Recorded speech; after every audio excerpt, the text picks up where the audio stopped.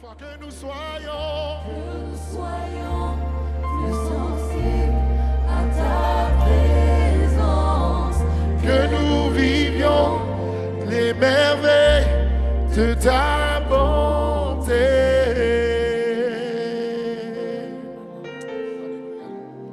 Pour les personnes qui ne savent pas ou peut-être qui ont oublié, aujourd'hui c'est un jour spécial pour tout enfant de Dieu. Aujourd'hui nous fêtons la Pentecôte. C'est quoi la Pentecôte? La Pentecôte, c'est ce moment où les apôtres ainsi que d'autres personnes se sont mis à chercher Dieu. Ce moment où ils étaient tous en attente justement de la réalisation d'une promesse que Jésus leur avait faite lorsqu'il est monté au ciel. Il leur avait dit qu'il leur enverra un consolateur. Et on sait que ce jour-là, le jour de la Pentecôte, ce consolateur est venu. Et ils se sont tous mis à parler de nouvelles langues. Il y a eu des choses nouvelles dans leur vie. Et on sait que l'apôtre Pierre, il s'est mis à annoncer l'évangile. Parce que il y avait beaucoup de personnes dans l'assistance qui se disaient, est-ce qu'ils sont ivres? Et d'autres personnes se disaient, ce n'est pas possible que je puisse comprendre ce qu'ils sont en train de dire. Et pendant qu'ils se disaient ça, l'apôtre Paul s'est mis à leur parler. Et on sait qu'il a pu leur prêcher. Et plus de 3000 personnes ont pu donner leur vie à Jésus.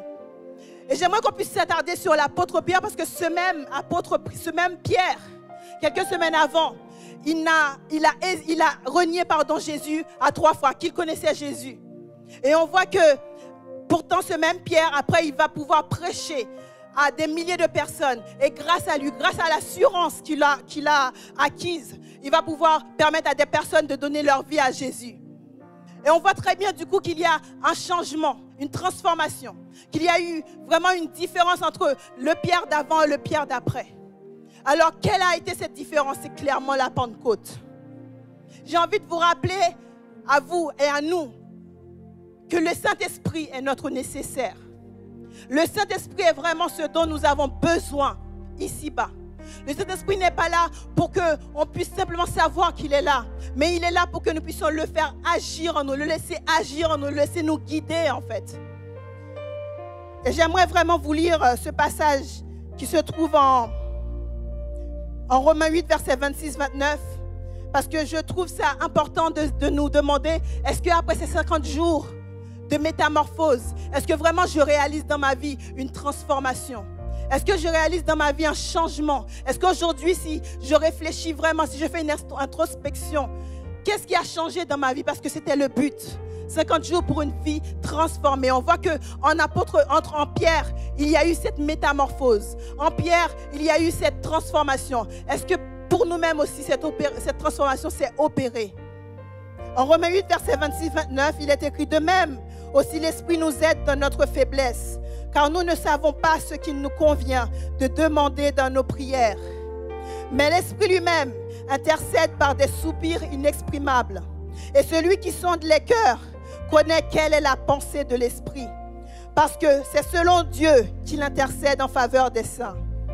Nous savons du reste que toute chose concourt au bien de ceux qui aiment Dieu, de ceux qui sont appelés selon son dessein.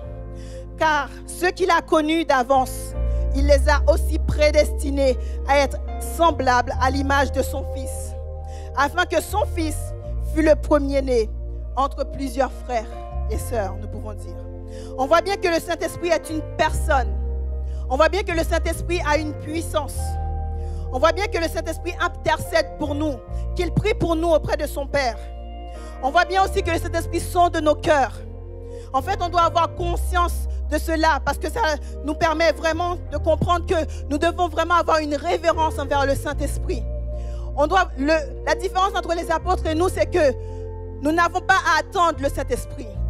Le jour de notre conversion, c'est le Saint-Esprit qui nous a convaincus que nous devons donner à Jésus notre vie, que nous devons accepter le sacrifice de Jésus à la croix. Et on peut dire vraiment que ces moments-là, c'était merveilleux. Nous vivions vraiment le premier amour, on était zélés, on était prêts à tout pour Jésus. Et en fait, on doit vraiment nous saisir de ça aujourd'hui. Laissez le Saint-Esprit travailler en nous. Laissez le Saint-Esprit nous guider chaque jour parce que c'est lui qui pourra nous permettre d'atteindre ce que Dieu a prévu pour chacun de nous. C'est lui qui pourra nous permettre de vraiment remplir la mission que nous devons remplir sur terre. Et surtout, c'est lui qui pourra nous permettre de nous imprégner pleinement de notre identité en Christ. Sans le Saint-Esprit, nous n'y arriverons pas. Nous avons besoin du Saint-Esprit. Il faut vraiment que nous puissions comprendre, saisir ce matin que le Saint-Esprit est notre nécessaire. Le Saint-Esprit est un besoin vital pour chaque chrétien. Nous avons besoin de Saint-Esprit pour sortir de ce monde, pour nous démarquer de ce monde, pour faire la différence. Parce que nous sommes dans le monde, mais nous ne sommes pas du monde. Chaque jour, le Saint-Esprit doit nous permettre de nous séparer de ce monde. Nous n'y arriverons pas seuls, mais grâce au Saint-Esprit, nous arriverons certainement. Donc, pour les personnes qui sont encore assises, mettez-vous debout, on va prier pour que vraiment nos cœurs soient disposés à laisser le Saint-Esprit travailler en nous. Que le temps de louange puisse vraiment nous transformer. Que nous puissions vivre, Seigneur Dieu, un temps où on va vivre un renouveau avec le Saint-Esprit. Où on ne sera plus jamais les mêmes. On ne va plus jamais laisser le Saint-Esprit dormir en nous. Que nous puissions vraiment rester à sa pleine disposition ce matin. Que Dieu vous bénisse. Alléluia. Alléluia. Alléluia. Merci Seigneur. Est-ce qu'on est dans la joie ce matin? Ah, un peu, so. Est-ce qu'on est vraiment dans la joie ce matin? Alléluia. On célèbre la Pentecôte. On ne veut pas juste que ce soit une date sur le calendrier, mais on veut réellement que ce soit une célébration pour nos vies, pour ce que Dieu a fait, mais pour la saison prochaine également. Alors je vais vous lire un passage qui se trouve dans 1 Chroniques 17, verset 20. Je vais vous lire, pas besoin de chercher, pas besoin de prendre l'excuse pour prendre vos phones. C'est déjà... Ah, ça va. Alors ça nous dit, Éternel, il n'y a personne comme toi, il n'existe pas d'autre Dieu que toi. Alléluia. C'est une proclamation qui est forte et personne ne réagit.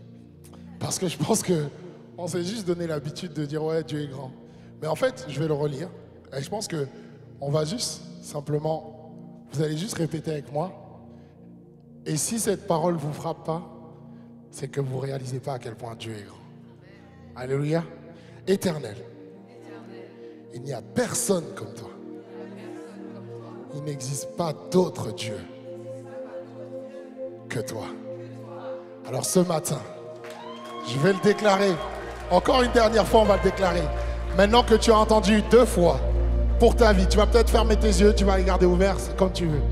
Mais dis-le d'un cœur sincère.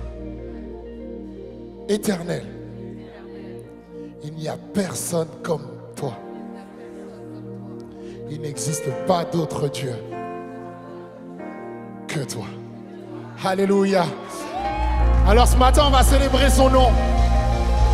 Et on va prendre un nouveau chant. Et avant de le prendre, je veux juste qu'on fasse un petit test ensemble. Il est très très simple. C'est vraiment un jeu de questions-réponses. Et après, bon, les autres parties, vous allez voir, c'est très très simple. Au début, ça fait Yahweh. À vous?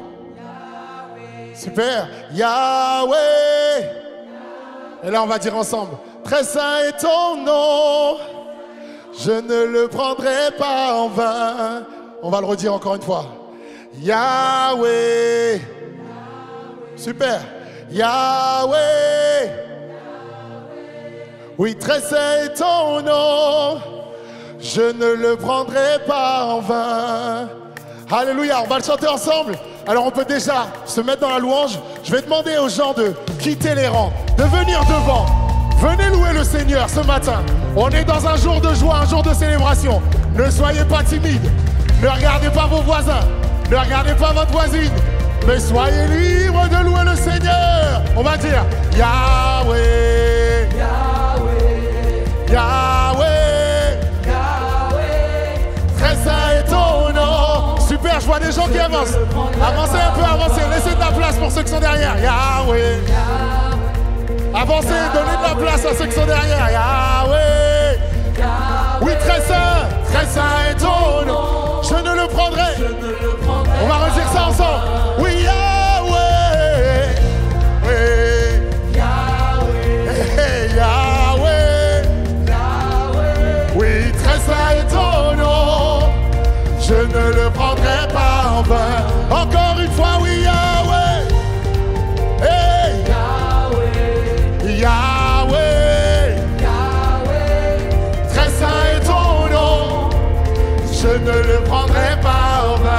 va dire ça. Non, je n'aurai pas d'autre Dieu que toi. Non, je n'aurai pas d'autre Dieu que toi. Vous avez vu, c'est simple. On le redit encore. Non, je n'aurai pas d'autre Dieu que toi. Alléluia. Non, je n'aurai pas d'autre Dieu que toi. Oui, rien n'est au-dessus de toi, rien n'est égal à toi. Rien n'est au-dessus de toi, égal à toi. Personne comme toi. Non, je n'aurai pas d'autre Dieu que toi. Ensemble, on va dire personne, personne, personne, personne. Hey! Est-ce qu'on peut célébrer Dieu dans ce lieu? Oh, oh, oh, oh. Alors on va le dire ensemble, maintenant vous connaissez tout. On va dire Yahweh. Alors Yahweh, Yahweh, Yahweh, Yahweh. Très saint est ton nom, je ne le prendrai pas en vain. Encore une fois Yahweh, Yahweh, Yahweh, Yahweh, Yahweh. Très saint est ton nom, je ne le prendrai pas en vain. Alors on va déclarer, je n'aurai point d'autre que toi. Non, je n'aurai pas d'autre Dieu. Oui, non, je n'aurai pas d'autre Dieu que toi. Et non, je n'aurai pas d'autre Dieu que toi. Rien n'est au-dessus de toi. Rien n'est au-dessus de toi. Rien égal à toi. Personne comme encore rien.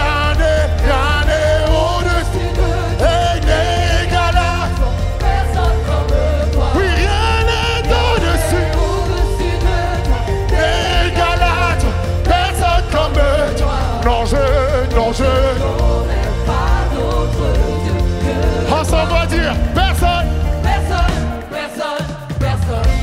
Alléluia. Qui d'autre peut nous conduire à la liberté? Qui d'autre peut nous donner la vie? Personne si ce n'est le Seigneur.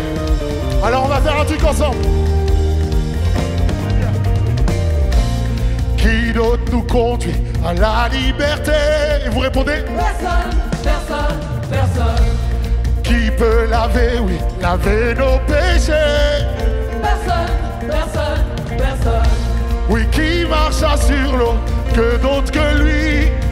Personne, personne, personne. Et qui d'autre est digne de nos louanges? Personne. On va redire ça encore. Personne. Qui d'autre nous conduit à la liberté? Personne, personne, personne. Qui peut nous laver de tous nos péchés? Personne, personne, personne. Oui, qui marcha sur l'eau autre que Jésus? Personne, personne. Hey! Qui est digne de nos louanges? Personne, personne. Il n'y a personne. Il n'y a personne. Il n'y a personne. Personne, personne comme Jésus. Personne comme Jésus. Personne comme Jésus. Il n'y a personne. Alléluia. On va dire encore. Le sauveur de mon âme. Le sauveur de mon âme. Le sauveur de mon âme. Le sauveur de mon âme. Le sauveur de mon âme. Personne comme Jésus, personne. Alléluia, on te célèbre Jésus. Il n'y a personne. On va dire un truc ensemble. Il n'y a jamais personne comme Jésus. Il n'y a jamais personne comme lui. Il n'y a jamais personne comme Jésus. Il n'y a jamais personne. Allez tout le monde, on chante ensemble. Il n'y a jamais personne comme Jésus. Il n'y a jamais personne comme lui. Il n'y a jamais personne comme Jésus. Il n'y a jamais personne. On va le redire. Il n'y a jamais personne. Il n'y a jamais personne comme Jésus. Il n'y a a jamais personne comme lui. Il n'y a jamais. Toute l'église se met en action. On va dire, j'ai cherché, cherché, j'ai cherché. Hey! Alors, j'ai tourné, tourné, personne. Il y a. On s'élève. Oui, j'ai cherché, cherché. Personne, personne. Personne, personne. J'ai tourné, tourné. Personne, personne. Il n'y a jamais. Encore une fois, j'ai cherché, cherché. Personne, personne. Personne, personne. J'ai tourné, tourné. Il n'y a jamais personne comme. Il n'y a personne. Il n'y a personne. Il n'y a personne. Il n'y a personne. Encore une fois, il n'y a personne. Il n'y a personne. Oh, oh, oh. Il n'y a personne. Il n'y a personne. Personne comme Jésus. Personne comme Jésus. Comme Jésus. Alléluia. Il n'y a personne. Il n'y a personne. Il n'y a personne. Alléluia. Non, je n'aurai pas d'autre Dieu que toi. Est-ce qu'on peut faire cette déclaration? Non, je n'aurai pas d'autre. Encore une fois, déclare-le de tout ton cœur. Non, je n'aurai. Alléluia. Seigneur, tu vois ton église qui élève sa voix, qui déclare qu'elle n'aura pas d'autre Dieu que toi. Pas d'autre Dieu que toi. On va dire rien n'est au-dessus de toi. Rien n'est au-dessus de toi, n'égal à toi, personne comme toi. Non, je n'aurai pas d'autre. Et on va prendre toutes nos forces et on va dire ensemble. Personne, personne, personne. Alléluia. Alléluia. Est-ce qu'on peut élever le nom de Jésus dans ce lieu? Alléluia. Il n'y a personne comme Jésus. Alléluia. Tu n'es pas obligé de retourner à ta place, tu peux continuer et tu peux rester là. Il n'y a qu'un seul nom qui a donné sa vie pour nous.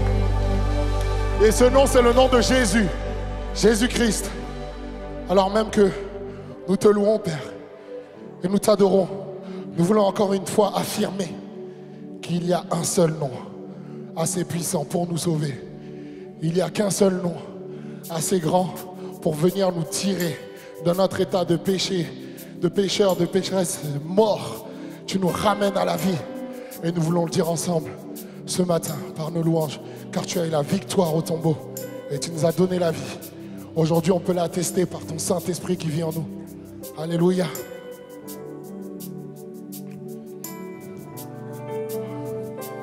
Alléluia.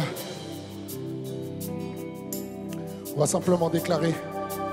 Oui, il n'y a qu'un seul nom. Il n'y a qu'un seul nom, puissant pour sauver. Alléluia. Puissant pour sauver. Oui, il n'y a qu'un seul nom. Il n'y a qu'un seul nom, aucun autre nom.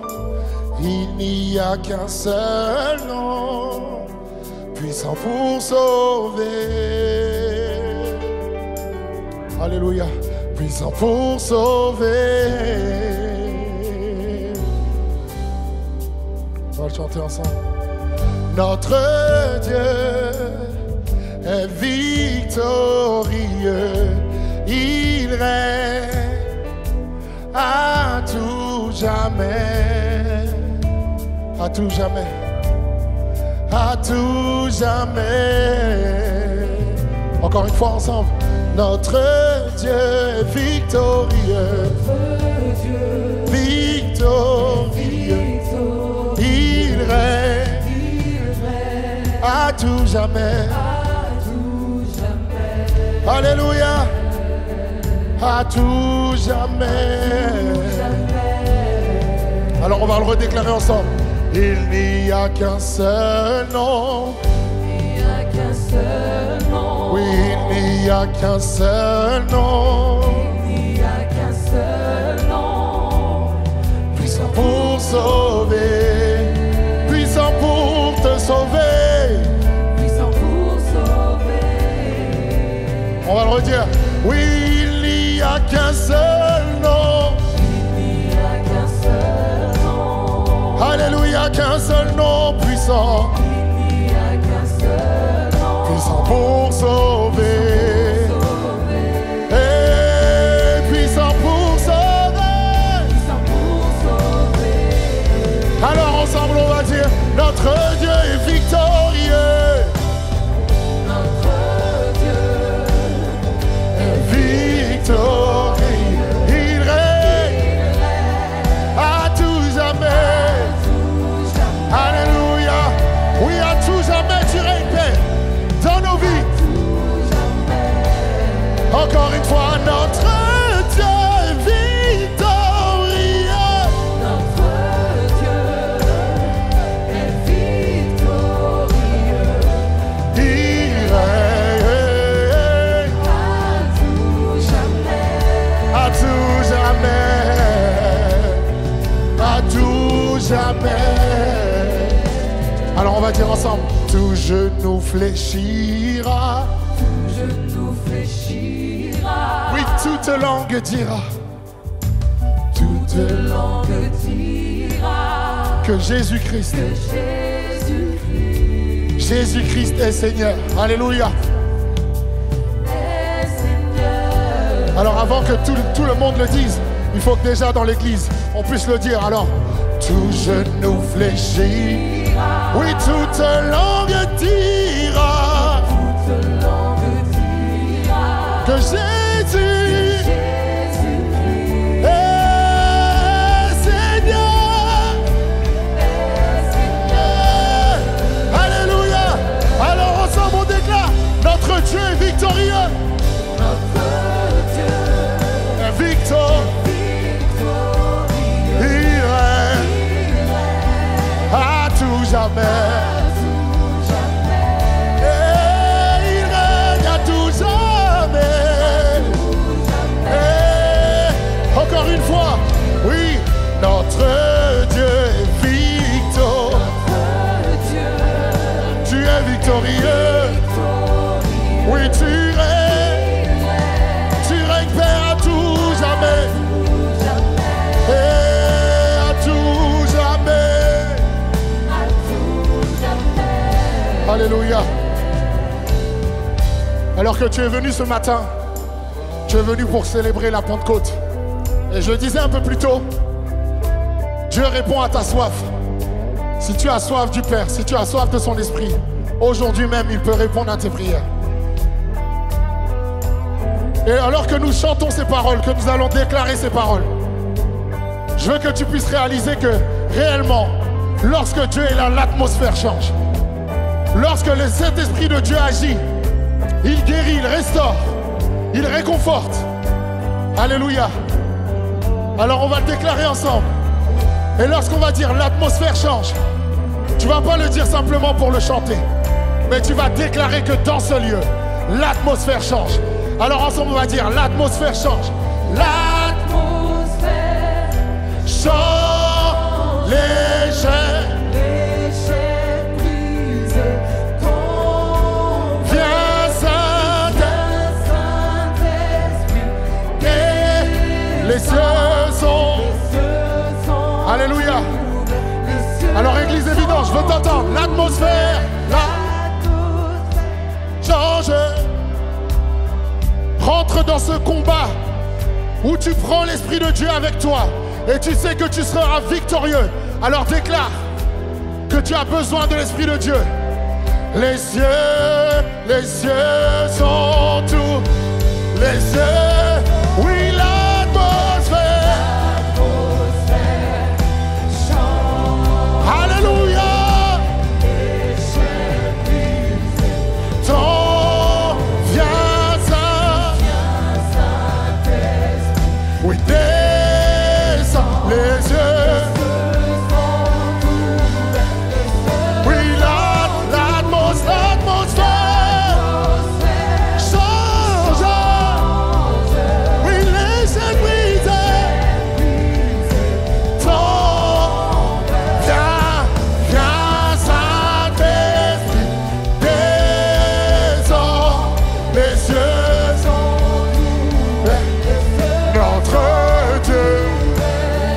Notre Dieu est victorieux. Il règne. Alléluia. À tout jamais. À tout jamais. À tout jamais. Et notre Dieu est victorieux. Notre Dieu est victorieux. Il règne à tout jamais. À tout jamais. Il règne à tout jamais. Alléluia. On va le déclarer une dernière fois. Oui, l'atmosphère chante. Alléluia. Ton culte a déjà commencé et il continue maintenant. Si tu orientes et tu disposes ton cœur vers ce que Dieu te dit ce matin, tu ressortiras victorieux. Alléluia. Oui, l'atmosphère change. Léger. Viens. Descends les yeux.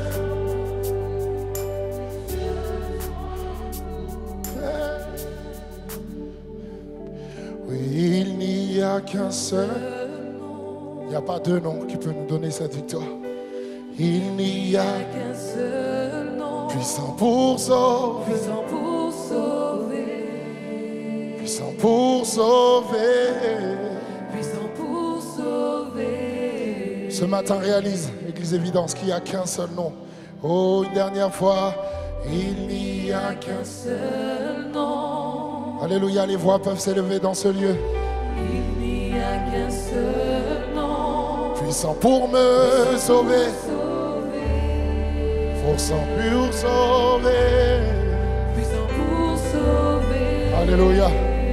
Est-ce qu'on peut acclamer le nom de Jésus dans ce lieu? Alléluia.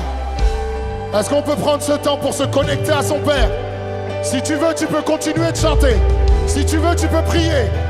Mais prends 5 minutes où tu vas te connecter à ton Père. Et tu vas lui dire merci. Parce que tu as donné ta vie pour moi. Et il n'y a que par toi que je peux avoir cette liberté. Alors personne ne peut me donner cette liberté. Personne ne pourra laver mes péchés. Personne ne pourra me conduire hors de mes ténèbres. Mais toi, Seigneur, tu peux le faire.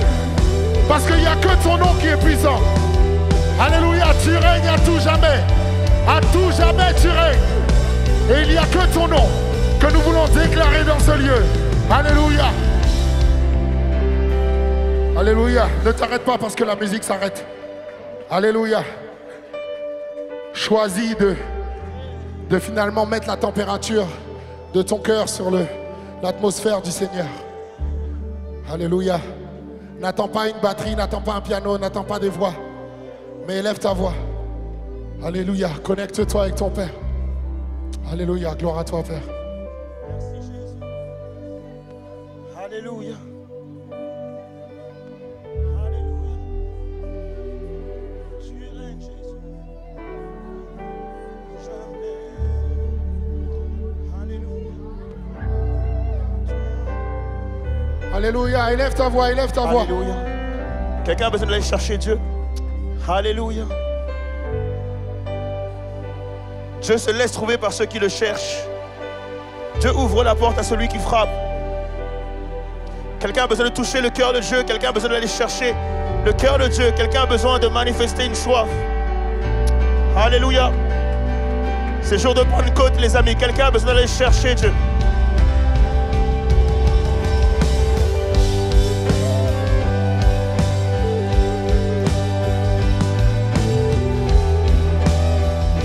Alléluia.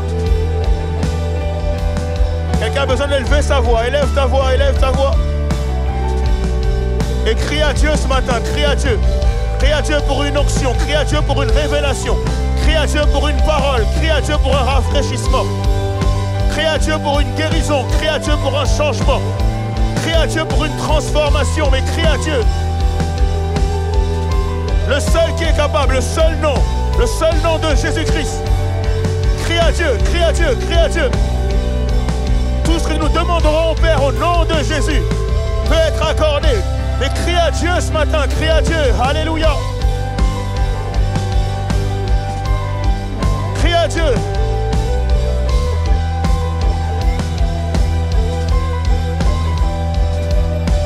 Alléluia.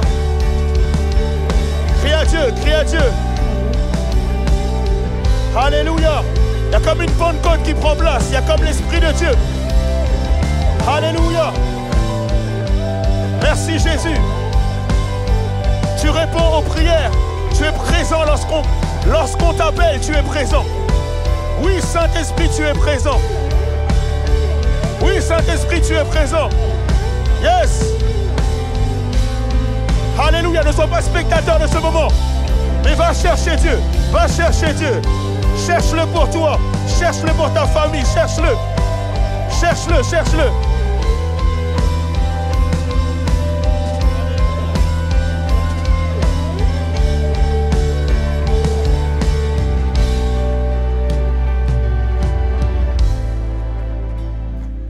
L'atmosphère change.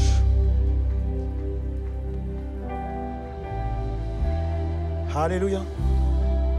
Et les chaînes brisées tombent. Alléluia. Mais viens, Saint-Esprit, et descends. Alléluia. Car les cieux sont ouverts.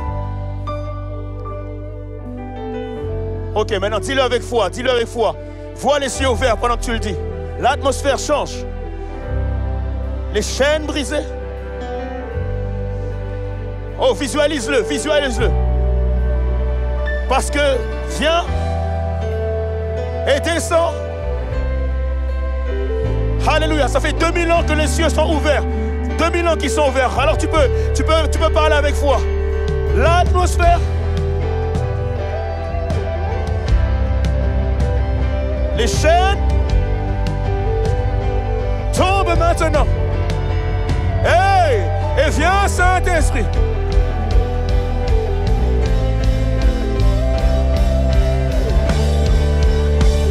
Alléluia. Déclare-le, déclare-le. Et l'atmosphère.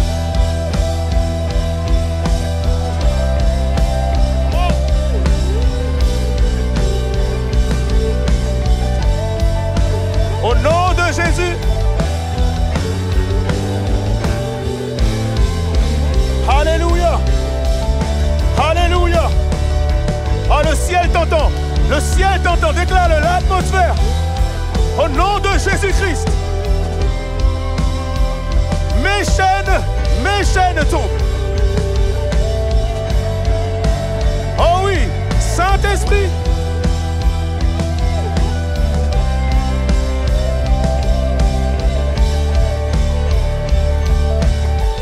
Alléluia, une dernière fois, l'atmosphère.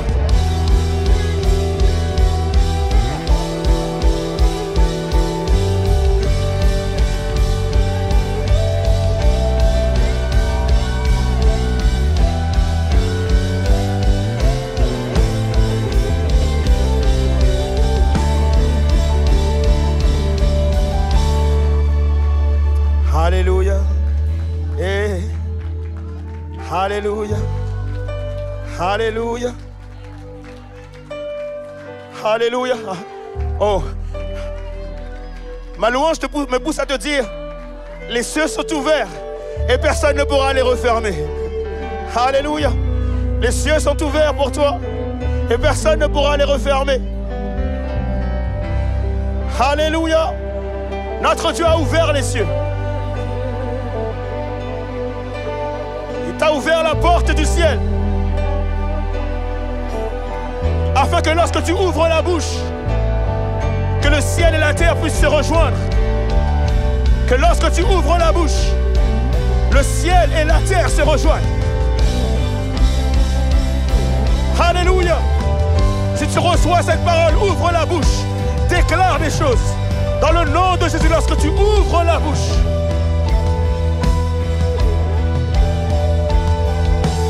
Le royaume de Dieu se manifeste lorsqu'un enfant de Dieu ouvre la bouche.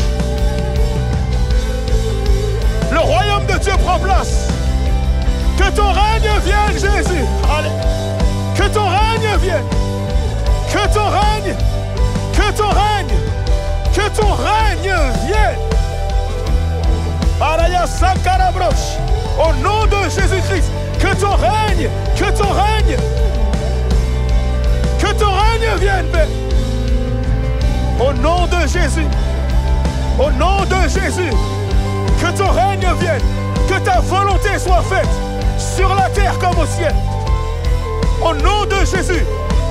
Et nos cœurs sont disposés. Nos cœurs sont ouverts à ce que ta volonté se fasse. Alléluia. Seigneur Jésus, si tu veux guérir, guéris. Si tu veux restaurer, restaure. Si tu veux relever, relève. Mais que ta volonté soit faite. Au nom de Jésus. Alléluia. Alléluia. Alléluia. Alléluia. Alléluia.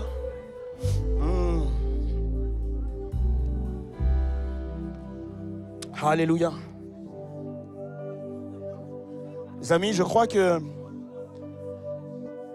l'extraordinaire de Dieu peut se manifester ici et maintenant. La chambre haute n'est pas un lieu géographique. La chambre haute n'est pas un endroit unique. En fait, il y en avait plusieurs des chambres hautes. Ils étaient dans une chambre haute parmi tant d'autres. Mais dans cette chambre haute-là, Dieu s'est manifesté. Et je crois que ce matin, l'idée, ce n'est pas aller à la chambre haute des disciples, mais que cet endroit puisse devenir une chambre haute pour toi et pour moi, pour ceux qui ont soif de Dieu, pour ceux qui cherchent Dieu. De la même manière qu'à la Pentecôte, l'Esprit de Dieu est descendu. Je crois que l'Esprit de Dieu peut descendre ce matin. Alors avant que je puisse prêcher, que quelqu'un puisse demander à Dieu que l'Esprit de Dieu descende. Que l'Esprit de Dieu tombe sur quelqu'un. Alléluia. Que quelqu'un puisse se dire, Seigneur, maintenant, que ton Esprit nous saisisse, que ton Esprit nous remplisse. Je voudrais que l'atmosphère puisse changer pour toi, afin que tu ne sois pas uniquement spectateur de ce qui prend place, afin que tu ne sois pas en train de te dire, mais qu'est-ce qui se passe ici? Que tu ne te demandes pas s'ils sont fous, mais que tu puisses te dire, s'ils sont fous, je veux être fou avec eux. Que tu puisses rejoindre et te connecter à ce qui prend place maintenant. Au nom de Jésus-Christ. Seigneur, que ta gloire descende. Au nom de Jésus. Alléluia. Est-ce qu'on peut acclamer le Seigneur une dernière fois avant de prendre place? Alléluia. Merci Jésus. Est-ce qu'on peut acclamer Jésus pour de vrai? Si tu le fais, fais-le pour de vrai.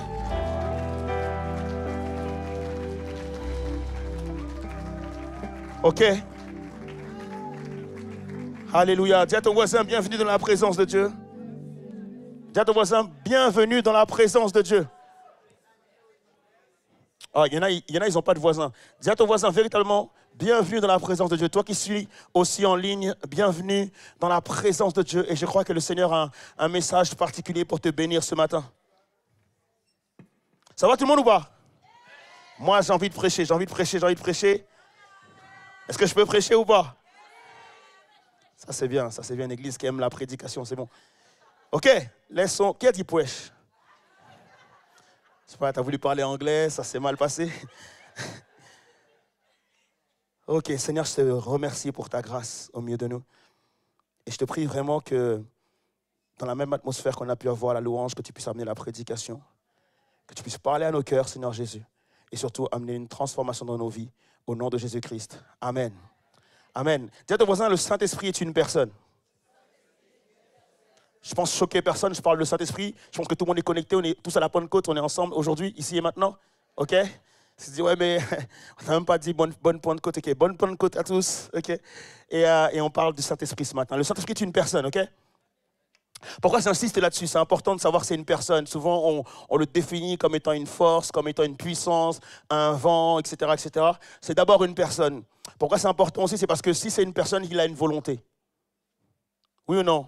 Il faut que tu m'aides, j'ai la voix un peu cassée, ok? Il faut qu'on soit ensemble. Donc, il a une volonté, il a des désirs, il veut des choses, il a prévu des choses, il a un plan, etc., etc. Ce n'est pas juste quelqu'un que tu invites et que tu fais ressortir que ça de ta vie. Il y a aussi d'obéir aussi à la personne du Saint-Esprit, comme tu le fais pour le Père, comme tu le fais pour le Fils, tu le fais aussi pour le Saint-Esprit. C'est une personne à part entière de la Trinité. Il n'est pas inférieur aux deux autres. Il est aussi une personne égale aux autres. Est-ce qu'on est d'accord avec ça ou pas? Et donc, du coup, la première chose, c'est que oui, c'est une personne. Deuxièmement, c'est que l'œuvre du Saint-Esprit n'a pas commencé à la Pentecôte. L'œuvre du Saint-Esprit n'a pas commencé à la Pentecôte. Il est dit que pendant que le Père créa, en fait, par sa parole, il est dit que l'Esprit de Dieu se mouvait sur les eaux. L'Esprit de Dieu se mouvait sur les eaux. Et donc, lorsque le Père disait, c'est le Saint-Esprit qui actait. Et donc, les choses ont été faites par le Saint-Esprit. Si tu prends par exemple la création de l'être humain, il est dit que Dieu forma avec de l'argile, en fait, avec de la terre, une masse. Et du coup, il souffla et cette masse prit vie, en fait. Et c'est par l'Esprit de Dieu, en fait, que l'être humain a pu devenir une âme vivante. En d'autres termes, en fait, le Saint-Esprit donne naissance. Il est sans cesse en mouvement, il fait grandir, il permet d'avoir de l'impact, il guérit, il amène la protection, etc. Et c'est pour cela, en fait, c'est parce qu'il est d'abord actif qu'on va croire que justement c'est une force, c'est une colombe, c'est un feu, c'est une puissance, c'est des langues de feu, c'est de l'eau, un étendue d'eau, des fleuves, etc. Parce qu'il est toujours dans l'action. Est-ce qu'on est d'accord avec ça ou pas? Donc l'Esprit de Dieu est toujours en mouvement. On dit qu'il est un vent, personne ne sait d'où il vient et personne ne sait où il va. Donc c'est important d'avoir cette introduction-là. Maintenant, on va lire ensemble Acte 2, versets 1 à 4, premièrement. Acte 2, versets 1 à 4, je pose le contexte pour ceux qui ne le savent peut-être pas. Donc il se passe que Jésus vient de mourir et ressuscité. Il a passé presque plus d'une quarantaine de jours, d'une vingtaine de jours, pardon, à peu près avec ses disciples en faisant des allées et venues. Et à un moment donné, il va monter au ciel. Okay, et juste avant de monter au ciel, il va leur dire, écoutez, attendez dans la chambre haute, priez et vous allez recevoir la puissance de Dieu. Et donc, il est dit, le jour de la Pentecôte, du coup, ils étaient tous ensemble, donc 50 jours après la Pâque, ils étaient tous ensemble dans le même lieu. Tout à coup, il vint du ciel un bruit comme celui d'un vent impétueux, et il remplit toute la maison où ils étaient assis. Des langues semblables à des langues de feu leur apparurent, séparées les unes des autres, et se posèrent sur chacun d'entre eux. Et ils furent tous remplis du Saint-Esprit et se mirent à parler en d'autres langues, selon que l'Esprit leur donnait de s'exprimer. Okay? Donc du coup, ils étaient tous ensemble dans l'unité de cœur, dans le même endroit. Ils étaient 120 et l'Esprit de Dieu est tombé sur eux. Et lorsqu'il est tombé sur eux, ils furent remplis. Ils ont commencé à parler en langue et en même temps, ils exprimaient à Dieu des louanges que les autres comprenaient. Deuxième chose, Acte 4, versets 23 à 31. Contexte de Acte 4, il se passe que justement, donc du coup, les disciples ont reçu l'Esprit de Dieu et ils se sont mis à prêcher dans les rues, ils se sont mis à faire des missions, particulièrement en Judée, et à prêcher l'Évangile. Et pendant qu'ils prêchaient l'Évangile, il y avait des signes, des miracles et des prodiges. Et donc, il se passe qu'un jour, effectivement, pendant qu'ils prêchaient, ils ont imposé les mains à quelqu'un et la personne, justement, qui était malade a pu être guérie. Cependant, il y avait des opposants à Christ, des gens qui ne voulaient pas que les disciples continuent à parler de Jésus. Et donc, comme il y a eu une guérison, imagine que, je ne sais pas, moi, tu serais à Châtelet, il y aurait une guérison, on est sûr, certain que les foules viendraient s'attrouper. On est d'accord avec ça ou pas? Ok, ceux qui disent pas, mais vous ne connaissez pas Châtelet? Okay. Et les gens viendraient s'attrouper et tout ça. Et donc, du coup, on sent que, du coup, ils se disent, si on les interdit de parler de Jésus, il y aura une émeute, tout le monde va se retourner contre nous. Donc, il faut absolument qu'on se préserve de l'émeute. Et ce qu'ils vont faire, c'est qu'ils vont appeler les disciples, justement, à l'intérieur du temple pour pouvoir parler avec eux. Et du coup, ils vont leur dire, écoutez, les gars, vous pouvez continuer à guérir les gens si vous voulez. Il n'y a pas de problème. Mais cependant, on ne veut plus que vous puissiez parler de ce Jésus-là. Et du coup, ce qui se passe, c'est que Pierre va pouvoir répondre. Il va dire, écoutez, c'est quoi le mieux? Obéir aux hommes ou obéir à Dieu? Quand Pierre va dire ça, en fait, ils vont faire quoi? Ils vont lyncher les disciples. Je parle de lynchage parce que vraiment, ils vont se prendre des coups. Et qu'est-ce qui se passe après, du coup? Je ne sais pas comment vous auriez réagi. Je ne sais pas, vous prêchez l'évangile et on vous roue de coups.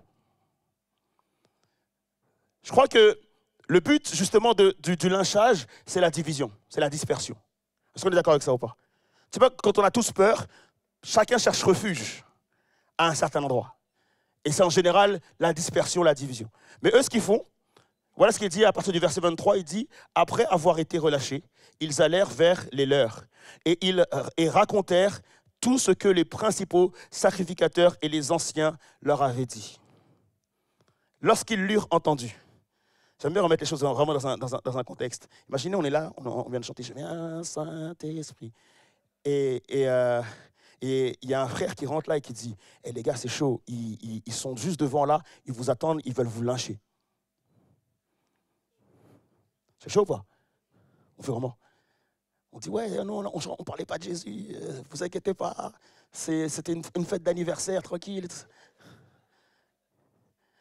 En fait, il est dit « Lorsqu'ils l'eurent entendu, ils élevèrent à Dieu la voix tous ensemble. » Ok, je laisse 3 secondes pour éteindre le téléphone. Ok, merci beaucoup. Et ce que je dis tout à l'heure, si vous avez un téléphone qui est allumé, profitez-en pour éteindre le vôtre. Il ne faut pas vous afficher. Du coup. Lorsqu'ils l'eurent entendu, ils élevèrent à Dieu la voix tous ensemble et dirent « Seigneur, toi qui as fait le ciel, la terre, la mer et tout ce qui s'y trouve, c'est toi qui as dit par le Saint-Esprit, par la bouche de notre Père, ton serviteur David, pourquoi ce tumulte parmi les nations et ces vaines pensées parmi les peuples? Les rois de la terre se sont soulevés, et les princes se sont ligués contre le Seigneur et contre son oint. En effet, Ponce Pilate, contre son serviteur et contre son oint, Hérode et Ponce Pilate se sont ligués dans cette ville avec les nations et avec les peuples d'Israël pour faire tout ce que ta main et ton conseil avaient arrêté d'avance. Et maintenant, Seigneur, vois leurs menaces et donne à tes serviteurs d'annoncer ta parole avec une pleine assurance en étendant ta main pour qu'ils se fassent des guérisons, des miracles et des prodiges par le nom de ton saint serviteur Jésus. Et quand ils eurent prié, le lieu où ils étaient assemblés trembla et ils furent remplis du Saint-Esprit et ils annonçaient la parole de Dieu avec assurance. Ils ne sont pas dit, ouais, désolé, c'est un anniversaire. Non, ils ont dit, hey, les gars ont prié et ils ont demandé à Dieu en fait, d'intervenir avec puissance afin qu'eux puissent continuer à prêcher l'évangile avec assurance. Ma vraie question ce matin, pourquoi les disciples ont dû demander à être remplis à nouveau? Je ne sais pas pour vous, moi j'aurais été à la Pentecôte, on est 120 gars, avec des femmes aussi bien sûr, hein, pas misogynes, et on prie et tout ça, et pendant qu'on prie, l'Esprit de Dieu tombe sur nous, on est rempli du Saint-Esprit, on parle de différentes langues, on parle les langues de toutes les personnes qui sont assises dans cette salle-là. Et du coup, moi je vis ça, je me dis terminé. On a vécu le Saint-Esprit, c'était incroyable. Et je me demande alors du coup, qu'est-ce qui se passe? Pourquoi les disciples vont à nouveau, une seconde fois, demander à être remplis du Saint-Esprit? Et quand tu lis les Actes des Apôtres, en fait, tu vas te rendre compte que ce n'est pas une seconde fois, mais après, tu vas voir qu'à Éphèse, ils vont encore demander. En Samarie, ils vont encore demander. Chez Corneille, ils vont encore demander. Pourquoi insister sur le fait de toujours demander à être remplis du Saint-Esprit? Alors bien sûr, il y en a qui vont se dire, oui mais Abed, c'était leur temps. T'imagines, eux, ils faisaient face aux lions, on les brûlait. Donc c'était leur temps et tout ça, c'est normal qu'ils prient, c'est normal qu'ils cherchent l'Esprit de Dieu. Aujourd'hui, nous, t'as vu, il fait beau, il y a un sunset dehors, on va pouvoir aller se promener, on va pouvoir s'amuser, etc. Est-ce que tu crois qu'on a vraiment besoin de prier, de chercher? Les amis, ma question, est-ce que vraiment on continue à chercher à être rempli du Saint-Esprit? En 2024, on fête la Pentecôte. Est-ce que hier, dans ta prière, tu as dit, Seigneur, remplis-moi de ton Saint-Esprit? Est-ce qu'avant-hier, dans ta prière, tu as dit, Seigneur, remplis-moi du Saint-Esprit? Est-ce que le mois dernier, dans ta prière, tu as dit, Seigneur, remplis-moi du Saint-Esprit? C'est quand la dernière fois que tu t'es dit, Seigneur, mais remplis-moi du Saint-Esprit? Le titre de mon message ce matin, c'est « Le Saint-Esprit n'est pas une option ». Le Saint-Esprit n'est pas une option. Dis amen, sinon je vais le répéter. Non, je rigole. Le Saint-Esprit n'est pas une option. Merci beaucoup. C'est quoi une option en fait? Alors, quand tu vas prendre ton véhicule, en général, une option, c'est quelque chose qui t'amène du confort. En plus. C'est-à-dire que ce n'est pas forcément nécessaire. Ton véhicule fonctionne sans l'option. On est d'accord avec ça ou pas? Donc du coup, tu n'es pas obligé. Et si on prend l'Esprit de Dieu comme une option, ça voudrait dire qu'on estime qu'on peut fonctionner sans le Saint-Esprit. Maintenant, c'est vrai que personne ne va l'avouer. Personne ne va l'affirmer. Mais au quotidien, tu vis sans l'Esprit de Dieu. Et au quotidien, on vit comme si le Saint-Esprit était une option. Du coup, je voudrais que tu puisses dire à ton voisin, écoute, le message va commencer maintenant. Le Saint-Esprit n'est pas une option.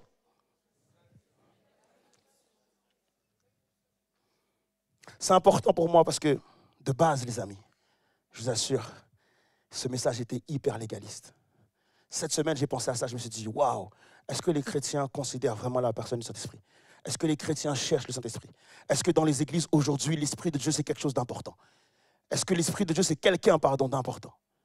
Est-ce qu'on cherche vraiment à être rempli du Saint-Esprit? Et donc, du coup, de base, j'étais en train de dire, ouais, mais non, le Saint-Esprit, vous ne calculez même pas, etc., etc. Je me suis dit, non, il faut que je trouve une solution, Seigneur, il faut que tu apaises mon cœur. Et du coup, on en a discuté, j'en ai parlé avec des gens, etc., etc. Et ça m'a permis justement de prier aussi, de pouvoir dire, Seigneur, on va adoucir un peu plus le message. En réalité, pourquoi j'étais si triste, en fait? C'est parce que j'avais une mauvaise compréhension d'un mot. C'est le mot sensibilité. OK? En fait, je me demande, est-ce que nous sommes encore sensibles à la personne du Saint-Esprit? Et moi, ma définition de la sensibilité, c'était que justement, être insensible pour moi, c'est que je n'avais rien à faire du Saint-Esprit. C'était ma définition de la sensibilité. Je ne sais pas si lorsque tu es en couple ou lorsque tu es avec des amis, lorsque les gens sont insensibles, tu vas dire en fait, tu n'as rien à faire de moi. Est-ce qu'on est d'accord avec ça ou pas? Je pense qu'on a tous quelque part cette définition-là de la sensibilité. Être sensible à quelqu'un, c'est être proche de cette personne, et être insensible, c'est ne pas calculer la personne.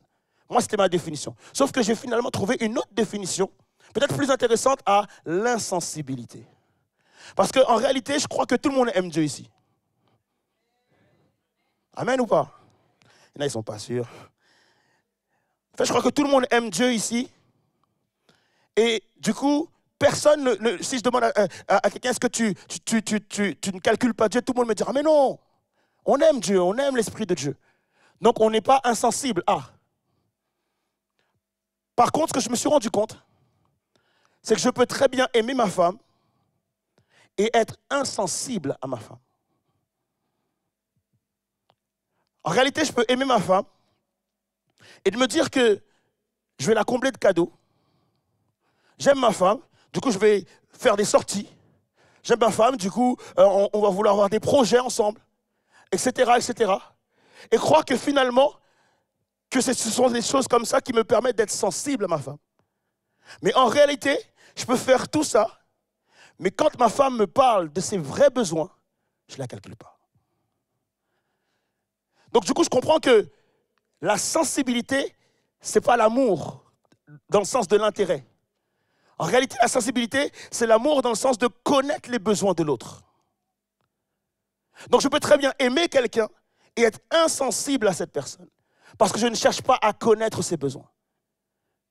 Je peux très bien aimer quelqu'un et rester dans le confort de ce que moi j'ai envie de vivre avec cette personne, sans en fait essayer de comprendre ce qu'elle a envie de vivre avec moi. Et du coup, je comprends que finalement, je peux très bien aimer Dieu et être insensible à Dieu. Je peux très bien aimer le Saint-Esprit et être insensible au Saint-Esprit. C'est pas que j'en ai rien à faire, c'est qu'au final, en fait, j'ai tellement d'autres voix, tellement d'autres intérêts, tellement d'autres choses que j'entends, que finalement, je n'entends plus la voix de Dieu. Je peux très bien dire que j'aime ma femme et ne pas calculer ses besoins. Et je pense que c'est ça notre problème, en fait, c'est qu'au final, on aime Dieu, mais je crois que l'Église est devenue insensible à la personne de Dieu. Est-ce qu'on est d'accord avec ça ou pas? Ah, je sais qu'on n'avait pas la soirée. Amen.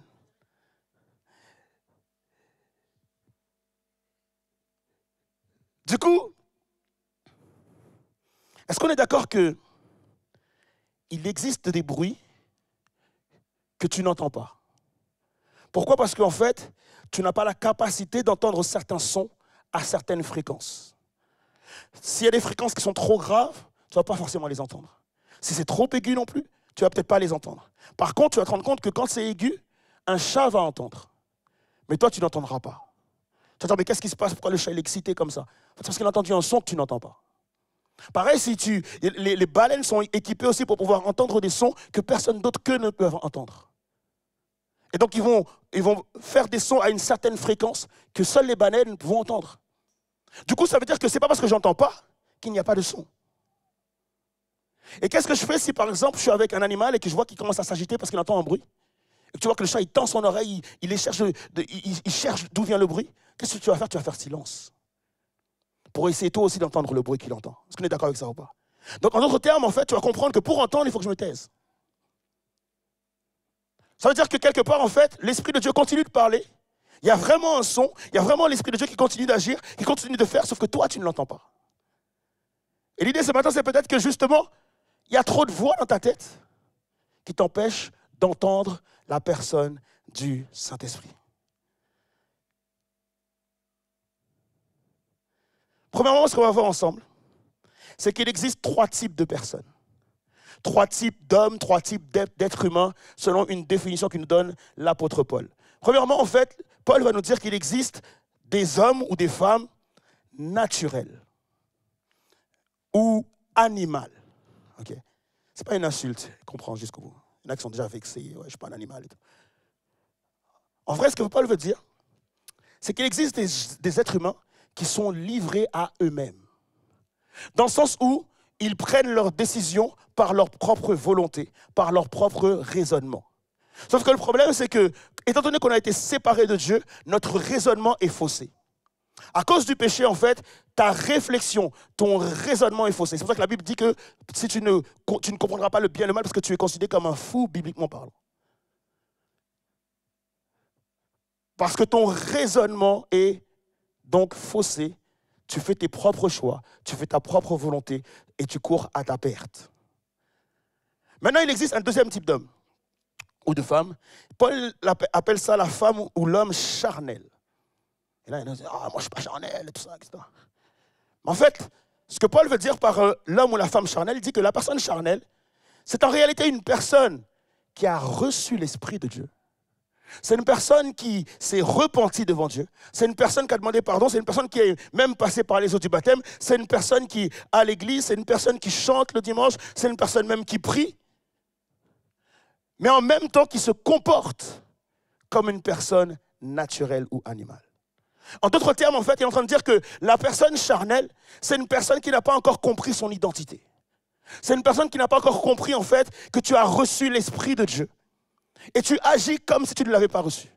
Donc du coup, en fait, tu as la même colère, tu as la même rage, tu as les mêmes émotions, tu as les mêmes sentiments, tu es toujours blessé, tu es toujours émotionnel, etc., etc., alors que tu as l'Esprit de Dieu en toi. En d'autres termes, en fait, il est en train de dire que la personne charnelle, c'est une personne, en fait, qui ignore ou qui est insensible à l'Esprit de Dieu. La troisième personne, c'est la personne qui est spirituelle. La personne qui est spirituelle, c'est une personne qui a maturé, pas dans la chair, mais dans l'esprit. C'est une personne, en fait, qui n'est pas simplement rentrée en connaissance avec le Saint-Esprit, c'est une personne qui marche avec le Saint-Esprit. C'est une personne qui produit les œuvres de l'Esprit. C'est une personne dont on voit les progrès à chaque jour. C'est une personne qu'on voit qu'elle change au niveau de son caractère parce qu'elle développe le spirituel en elle. Je ne suis pas en train de te dire que c'est une personne qui prie beaucoup. Je suis en train de te dire que c'est une personne qui se laisse transformer, qui se laisse modeler par la personne du Saint-Esprit. C'est une personne qui peut dire un peu comme Paul, si je vis aujourd'hui, ce n'est plus moi qui vis, mais c'est Christ qui vit en moi. Il y a une semence de Christ en moi et cette semence grandit à chaque jour. Je ne vis plus selon la chair, je ne vis plus selon les émotions, je ne vis plus selon mes envies, je ne vis plus selon les conflits, mais je vis selon l'Esprit. 3 types de personnes.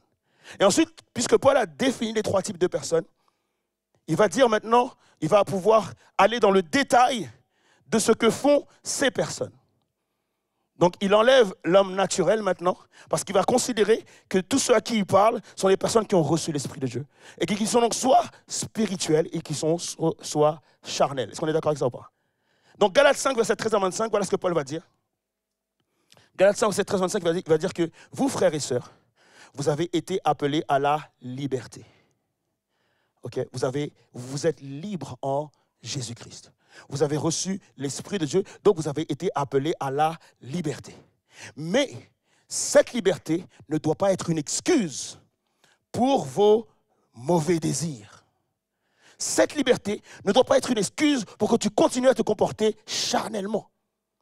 Au contraire, mettez-vous au service les uns des autres avec amour.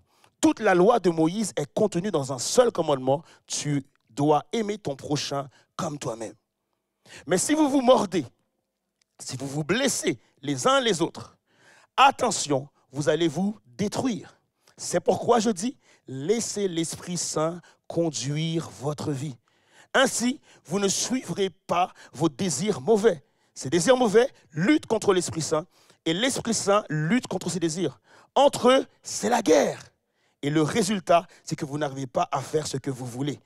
Mais si l'Esprit Saint vous conduit, vous ne dépendrez plus de la loi. Ce que les désirs mauvais produisent, on le voit bien. Ils mènent à une vie immorale, mauvaise. Ils se conduisent n'importe comment. Ils adorent les faux dieux. Ils pratiquent la sorcellerie. Ils détestent les autres. Ils se disputent. Ils sont jaloux. Ils se mettent en colère. Ils cherchent à passer devant tout le monde. Ils se divisent en partis et en groupes opposés. Ils veulent ce que les autres possèdent. Ils boivent trop. Ils mangent trop. Et ils font encore bien d'autres choses semblables. Je vous avertis, et je l'ai déjà dit, ceux qui font ces choses-là n'auront pas de place dans le royaume de Dieu. Au contraire, voici maintenant ce que l'Esprit Saint produit. Amour, joie, patience, bonté, service, confiance dans les autres, et douceur, maîtrise de soi. La loi n'est sûrement pas contre ces choses-là. Ceux qui appartiennent au Christ Jésus ont cloué sur la croix les désirs mauvais et qui les entraînait, puisque l'Esprit Saint nous fait vivre, laissons-nous conduire par cet Esprit. Amen. Ces textes, en fait, nous invitent à la maturité spirituelle, à grandir en Christ et à nous laisser conduire par le Saint-Esprit. C'est important parce qu'en fait, il se peut que tu te dises, OK, j'ai besoin de perdre un petit peu de poids. Tu en parles à un ami qui te dit, ouais, écoute, j'ai vraiment besoin de perdre un peu de poids, comment je pourrais faire et tout ça. Et l'ami te dit, moi, t'as vu, moi, ce que j'utilise, c'est une corde à sauter. Ah, cool. Bah, écoute, ouais, tu peux t'en acheter une à Decathlon, c'est pas très cher, etc. Bon, il ne faut pas dire de marque, mais bon, j'aime beaucoup Decathlon. Donc, du coup, tu peux aller t'en procurer une, et une fois que tu l'auras acheté, ben, en fait, moi, c'est ce que j'utilise et ça me permet de perdre du poids. OK? Du coup, le lendemain, tu te lèves, ouais, super, parce que aller acheter, c'est pas très difficile. Est-ce qu'on est d'accord avec ça ou pas? Donc, tu vas au magasin, tu t'achètes ta corde à sauter, etc. Tu rentres à la maison, tu la poses. Okay. Tu la poses, ta corde à sauter. Quelques jours, mois après, tu vas voir ton copain et là, tu l'enchaînes. Tu dis n'importe quoi, corde à sauter de quoi, etc. Ça ne marche pas ton truc, etc. Elle est où ta corde, frérot? Quand tu arrives chez toi, il la voit dans le paquet, bien. En fait, tu te diras quoi? Mais hé, je t'ai pas juste dit j'avais une corde à sauter, en fait. Tu dois l'utiliser, cette corde à sauter. Et quelque part, en fait, c'est ce qu'on fait avec le Saint-Esprit, c'est qu'au final, en réalité, ouais, on a reçu l'Esprit. C'est chez nous. C'est chez toi, c'est chez moi. On a tous le Saint-Esprit.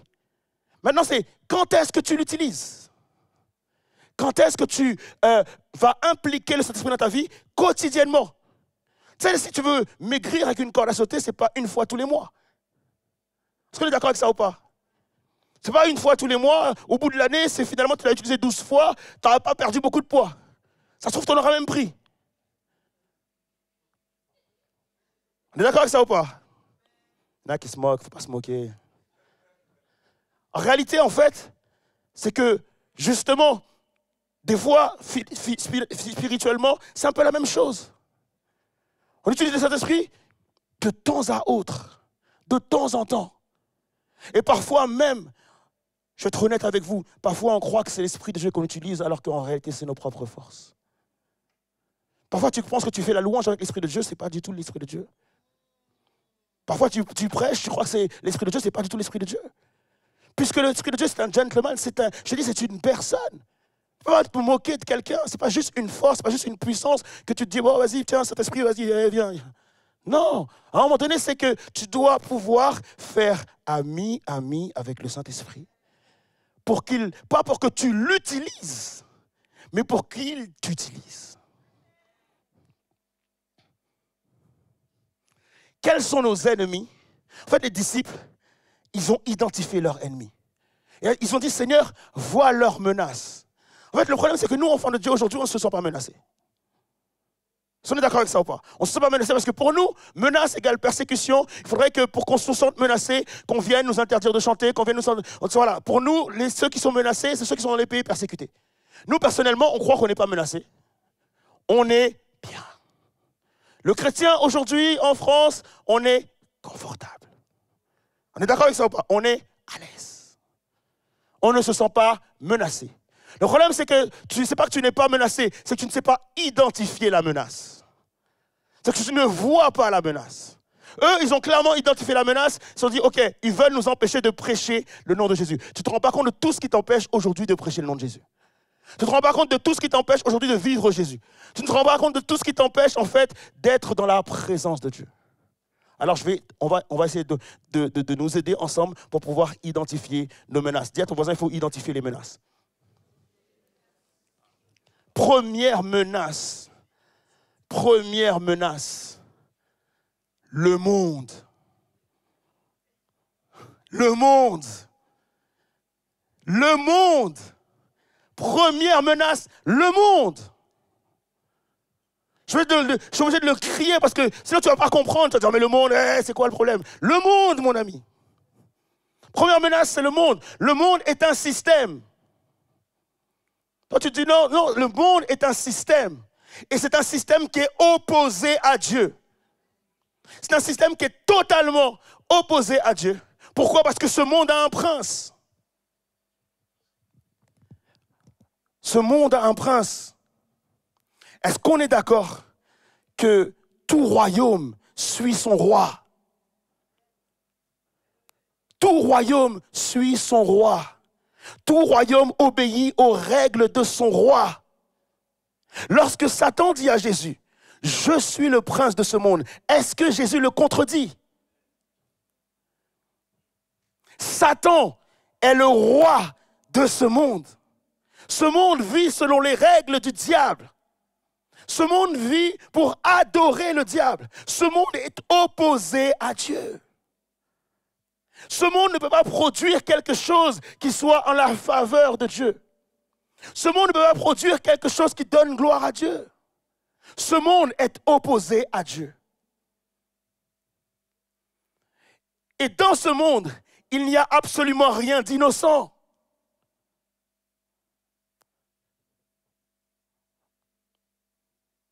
Et du coup, en fait, les gens te disent, ouais, mais Abed, tu me parles de Satan et tout ça. Moi, je ne suis pas possédé. Satan n'a pas de pouvoir, il ne me possède pas, etc. Non, il n'a pas besoin de te posséder. Il a juste besoin de te distraire. C'est la distraction, en fait, mon ami, qui permet à ce monde d'avoir le contrôle sur toi. C'est la distraction qui fait que le monde entre dans ta maison. C'est la distraction qui fait que tu vis, non pas selon les désirs et selon le cœur de Dieu, mais selon les désirs et le cœur de ce monde. C'est la distraction qui fait que finalement, tu n'es pas esclave de Dieu, mais tu es esclave du monde. Le problème, les chrétiens, il faut être très honnête, nous aimons trop le monde. On aime le monde. Peut-être que tu n'as jamais entendu ce matin, je te le dis, et je te le dis de tout cœur, parce que c'est la vérité. On aime le monde. On aime les distractions. On aime les fêtes. On aime aller au cinéma. On aime aller regarder la télé, être sur Netflix tout le temps. On aime scroller. On aime le téléphone. On est tout le temps dans les choses du monde.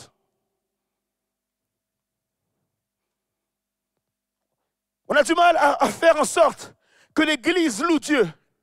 Et quelqu'un m'a dit, mais tu sais quoi, Abed, c'est normal parce qu'on n'est pas en Afrique ici, tu sais quoi, en France, on ne tape pas trop des mains, on ne saute pas. Tu dis, mais moi, je suis déjà allé au Parc des Princes, gars. Ce pas des Français qui sont là-bas. Quand le PSG marque un but, c'est comment? C'est pas toujours la France. J'ai regardé partir, on va regarder un match de basket, un match de hand, quel que soit le sport. Ce pas les Français qui sont là-bas. Ça s'enjaille, mon ami. Ça saute, ça tape des mains, ça crie Mbappé. Je suis désolé pour le PSG, il est parti. Je suis obligé de le dire. Pourquoi? Parce que malheureusement, en fait, très souvent, les chrétiens sont contents, pas parce que Dieu les a visités, mais parce que Paris a gagné. Et les chrétiens sont tristes, pas parce qu'ils ont un problème, mais parce que Paris a perdu. C'est toute une histoire.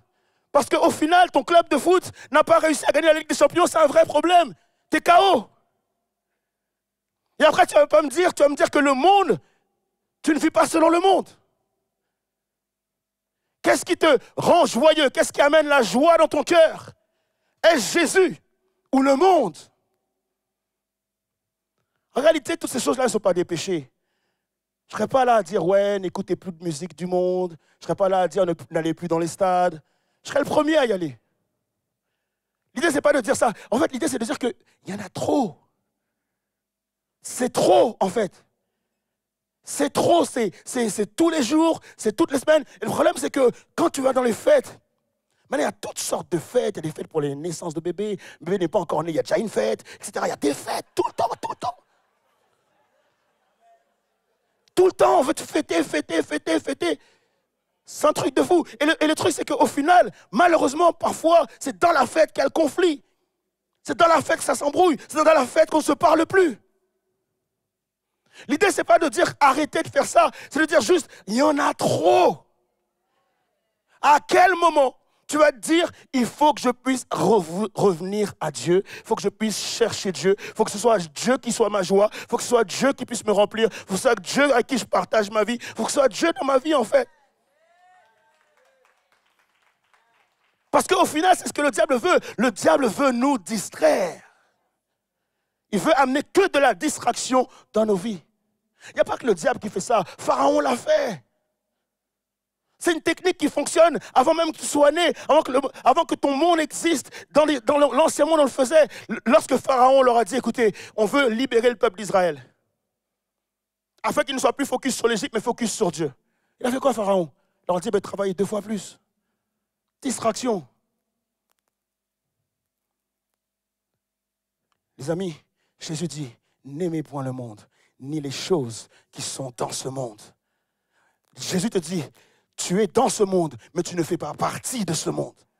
Jésus te dit qu'il a préparé une place pour toi là-haut. Il est temps que les chrétiens commencent à s'intéresser à la place que Jésus a préparée là-haut. Il est temps que les chrétiens commencent à se désintéresser des villas, qu'on se désintéresse des belles voitures, qu'on se désintéresse des richesses de ce monde, mais qu'on commence à nourrir la banque du ciel, qu'on s'intéresse à ce qui est dans le ciel et pas à ce qui est sur la terre. La voix de Dieu n'est plus audible parce qu'il y a trop de voix dans nos têtes. Il y a trop de voix, il y a trop de distractions, il y a trop de choix à faire, il y a trop de choses à faire. On est à l'église, on ne peut même pas louer Dieu parce qu'on doit penser aux vacances. On ne peut pas louer Dieu parce qu'on doit penser qu'il y a des amis qui viennent à la maison. On ne peut pas louer Dieu parce qu'on doit penser au repas qu'on doit faire. On ne peut pas louer Dieu parce qu'on doit penser à la rentrée et acheter des livres, des cartables pour les enfants. On ne peut pas louer Dieu parce qu'il faut acheter de nouveaux vêtements. On ne peut pas louer Dieu parce qu'il y a tellement de propositions. Et ce qui me tue, après, je ne dis pas que je prêche bien ou je ne prêche pas bien, ce n'est pas le problème. Mais comment tu fais pour envoyer des textos pendant qu'on prêche? Comment tu fais pour envoyer des stories pendant qu'on prêche? Comment tu fais pour pouvoir regarder, en fait, qui t'a appelé, qui ne t'a pas appelé, etc. pendant qu'on prêche, en fait? Il faut juste que tu puisses te rendre compte que ça a l'air de simples détails comme ça. Mais en fait, l'accumulation fait que tu ne peux plus entendre la voix de Dieu.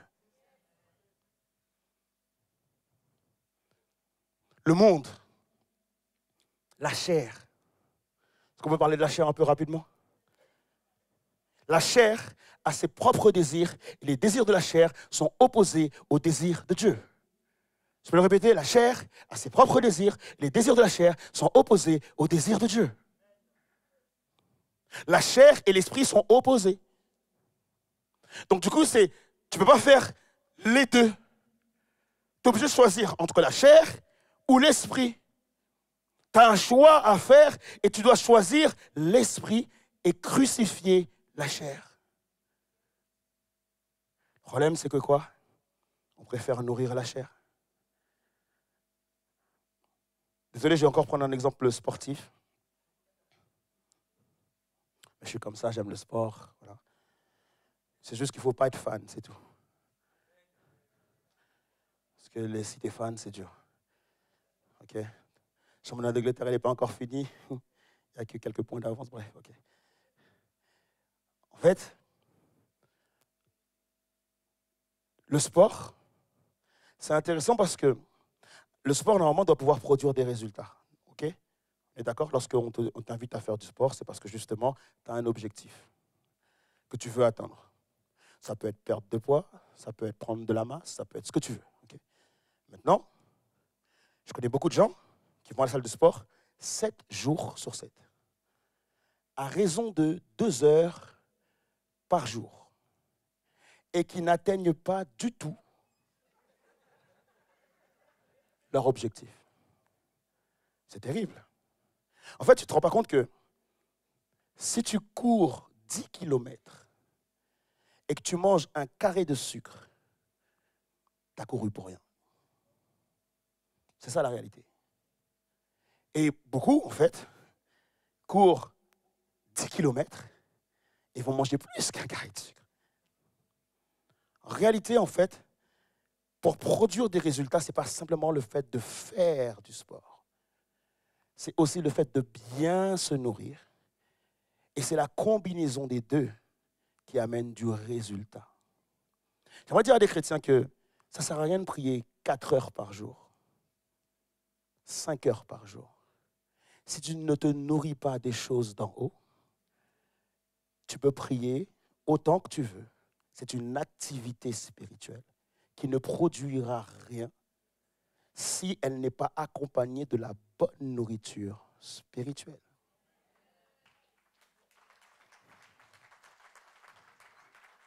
En d'autres termes, tu vas voir des gens prier et être toujours en colère. Tu vas voir des gens faire des jeûnes et être toujours en colère et toujours orgueilleux, toujours fâché. Est-ce qu'on peut dire il faut qu'il y ait une transformation? Et il faut qu'il y ait des résultats. OK? La chair, en fait, la chair n'est jamais objective. La chair se sent toujours victime. La chair va toujours dire, regarde ce qu'il m'a fait. La chair ne va pas se rendre responsable. La chair va toujours chercher la responsabilité de l'autre. La chair va toujours être dans la jalousie. La chair va toujours être dans la rébellion. La chair va toujours tordre la vérité. Et donc, nous ne pouvons pas marcher selon la chair parce que la chair, ta chair n'est pas convertie, mon ami. Ta chair n'a pas reçu Christ. Et elle te dit chaque jour, ah, tu as reçu Jésus? Pas moi. Si tu marches selon la chair, si tu nourris la chair, si tu écoutes la chair, forcément, tu vas moins écouter Dieu, voire ne pas écouter Dieu du tout. Troisième chose, l'envie. Voilà, les gens, malheureusement, aujourd'hui, sont trop envieux. Trop envieux. Et le monde continue à te harceler avec tout ce que tu n'as pas. Et toi, tu as envie de choses, tu as envie d'être sous les projecteurs, tu as envie d'être connu, tu vas avoir des followers, tu vas avoir un certain nombre de choses, etc., etc. Et toutes ces choses vont devenir des points de comparaison dans ta vie et tu vas te sentir nul ou tu vas te sentir meilleur que les autres, tu vas être jaloux, tu vas être dans la surproduction, etc., etc. Tu vas peut-être manquer de confiance en toi ou avoir trop de confiance en toi, mais en tout cas, tu ne seras jamais là où Dieu t'attend. Les amis, c'est que si on a envie de quelque chose, ça devrait être avoir envie de Dieu et avoir envie de plus de Dieu. La dernière chose, c'est le cœur non purifié. En fait, ce titre, il est mauvais parce que le cœur est pur. Il a été purifié par Jésus. Est-ce qu'on est d'accord avec ça ou pas? Mais on a manqué de le protéger. Et comme on ne l'a pas protégé, du coup, en fait, le cœur est souillé. Et on a laissé trop de choses, en fait, rentrer dans nos cœurs. Et aujourd'hui, on vit en fonction de nos blessures. On vit en fonction de nos émotions. On vit en fonction de nos peurs. En fait, on est dans des amitiés, mais des amitiés d'intérêt. On est dans plein de choses qui, au final, montrent que nos cœurs ne sont pas purs. En fait, je me dis, Seigneur, toi, tu nous demandes d'aimer nos ennemis. alors que j'ai du mal à pardonner mon ami. Alors que je suis en conflit avec mon ami, Dieu me demande d'aimer mes ennemis. Je me dis, Seigneur, mais je suis tellement loin. En réalité,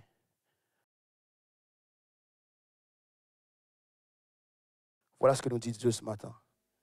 Le Saint-Esprit a un mandat, les amis.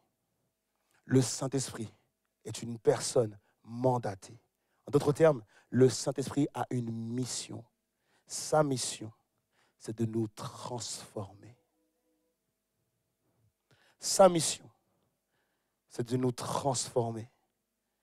Jésus veut nous transformer. Les disciples avaient identifié la saison dans laquelle ils étaient. Et ils se sont dit, si c'est dans cette saison que nous sommes, si on est autant menacé, s'il y a de la persécution, s'il y a de l'opposition, s'ils ne veulent plus que l'on parle dans ce nom-là, s'ils veulent nous décourager, s'ils veulent que nous soyons abattus, s'ils veulent que nous puissions être au final tristes, non, on ne sera pas triste. Voilà ce qu'on va faire. Seigneur Jésus, vois leurs menaces. Que ton esprit tombe comme il est tombé il y a quelques jours.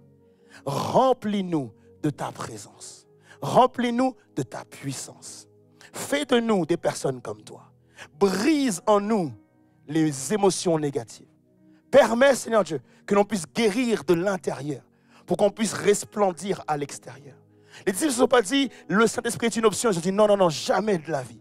Le Saint-Esprit n'est pas une option. Jésus nous a dit, attendez-moi à la chambre haute. Je vous enverrai une puissance. C'est le Saint-Esprit survenant sur vous et vous serez mes témoins. À aucun moment de leur vie, les disciples se sont dit que le Saint-Esprit était une option. Et aujourd'hui, nous, on est en train de nous dire, ouais, c'est pas grave. En fait, on est dans le confort. Le Saint-Esprit est une option. Mais non, regarde la menace. Regarde le monde qui est autour de toi. Regarde comment le monde veut prendre la direction de tes enfants. Regarde comment le monde veut prendre la direction de ton mariage. Regarde comment le monde veut prendre la direction de ton couple. Regarde comment le monde est en train de prendre la direction sur tes parents. Regarde comment le monde prend la direction sur ta famille. Regarde comment le monde essaie de t'éduquer d'une certaine manière. Regarde comment le monde est en train de te distraire. Tu devrais te dire, Seigneur, je vois la menace de ce monde. Et au lieu d'avoir peur, et au lieu de trembler, je me rappelle que non, aujourd'hui, c'est le jour de la Pentecôte. Et je dis, Seigneur, je vois la menace. Et je n'ai pas peur. Mais au contraire, je dis, mais viens, Saint-Esprit. Je comprends alors que l'Esprit de Dieu, ce n'est pas une option en réalité.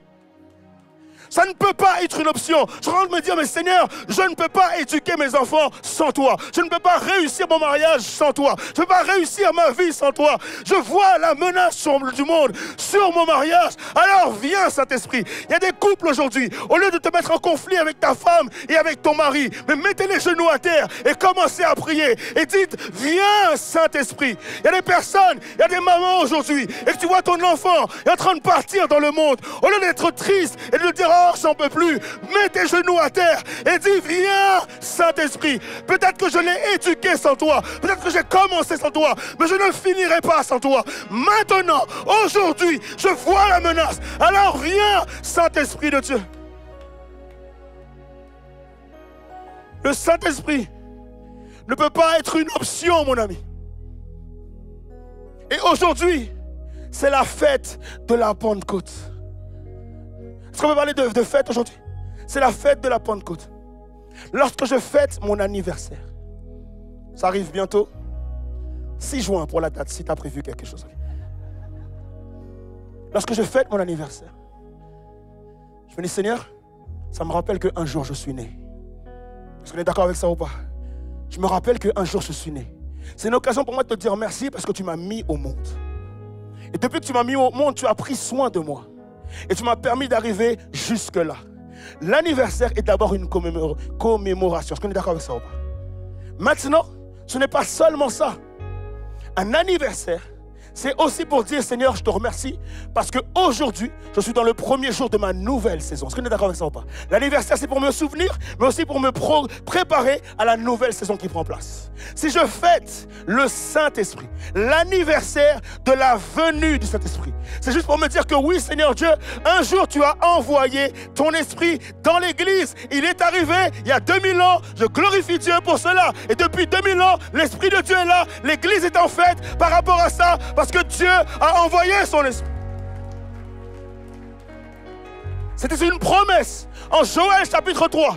Plusieurs années, des décennies auparavant, où il avait dit qu'un jour, j'enverrai mon esprit sur toute chair, sur tout ce qui respire, sur toute chair. J'enverrai mon esprit sur toute chair et vos fils, vos filles auront des songes, des visions. Vos vieillards vont voir des choses. L'église de Dieu ne sera plus jamais aveugle parce que l'Esprit de Dieu est là et l'Esprit de Dieu amène ce que tu dois voir. Ça s'est passé il y a 2000 ans. Mais aujourd'hui, je fête le Saint-Esprit. Pas pour dire je me rappelle qu'il est venu, mais pour me dire qu'il est là aujourd'hui et qu'il peut y avoir une nouvelle Pentecôte pour la nouvelle saison. Une nouvelle Pentecôte pour la nouvelle saison. Oh, je suis en train de dire, Seigneur Dieu, je ne veux pas de la Pentecôte des apôtres. Je veux de la Pentecôte aujourd'hui, en 2024. J'ai besoin d'une nouvelle Pentecôte. J'ai besoin d'une nouvelle onction. J'ai besoin de ton esprit qui me touche à nouveau.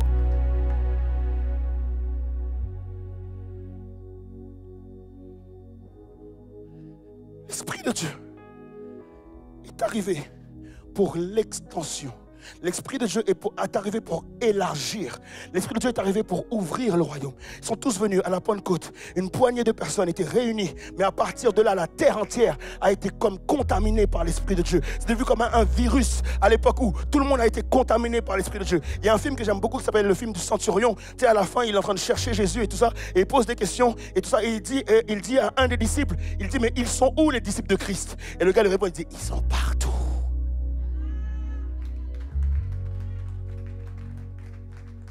Ils sont partout, mon ami, ils sont partout. Parce que l'Esprit de Dieu est comme un vent. Personne ne sait d'où il vient et personne ne sait où il va. Tu élimines un chrétien, ça en produit 10 autres. Tu enlèves un chrétien et il y en a 100 autres qui se lèvent. Parce que l'Esprit de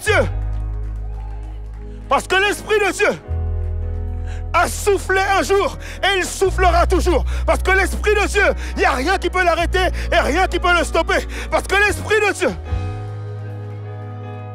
En fait, il y a quelque chose que tu ne comprends pas. Même si toi, tu t'arrêtes, mais tu verras que l'Esprit de Dieu va en réveiller d'autres. Même s'il ne se passe rien chez toi, mais l'Esprit de Dieu continuera à donner naissance. L'Esprit de Dieu continuera à agir. Alors l'idée, les amis, c'est pas de me dire, est-ce que l'Esprit de Dieu parle encore aujourd'hui? Mais est-ce que quelqu'un maintenant veut chercher à se connecter sur la bonne fréquence pour dire, Seigneur, maintenant, je sais que tu parles, mais je veux t'entendre. Je sais que tu parles, mais je veux t'entendre. Tu n'es plus une option. Je ne veux plus te considérer comme étant une option. Mais regarde à côté de toi. Tu ne peux pas considérer l'Esprit de Dieu comme une option. Tu as tellement de défis, tu as tellement de challenges, tu as tellement de choses à faire. Aujourd'hui, c'est la saison du Saint-Esprit. Est-ce que quelqu'un veut se lever avec moi pour déclarer que l'Esprit de Dieu n'est plus une option? C'est la saison du Saint-Esprit. C'est la saison du Saint-Esprit.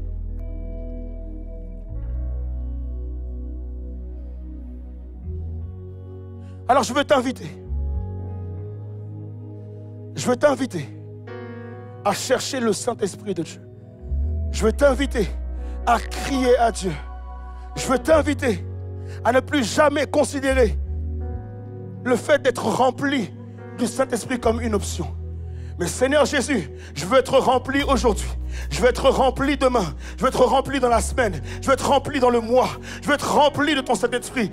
Peu importe ce que j'aurai à faire, peu importe ce que j'aurai à dire, peu importe les décisions que je vais prendre, peu importe comment je dois parler, comment je dois me présenter, comment je dois agir dans ce monde. Seigneur, j'ai besoin de ton Saint-Esprit. Il y a trop de défis, il y a trop de challenges, il y a trop de chrétiens qui marchent tête baissée, il y a trop de chrétiens qui sont tristes, il y a trop de chrétiens qui sont comme apeurés. On doit être réveillés, les amis. On doit être réveillé. On doit être réveillé. Et l'Esprit de Dieu est descendu pour nous réveiller. L'Esprit de Dieu est descendu pour nous réparer. L'Esprit de Dieu est descendu pour nous restaurer. L'Esprit de Dieu est descendu pour tout changer en fait.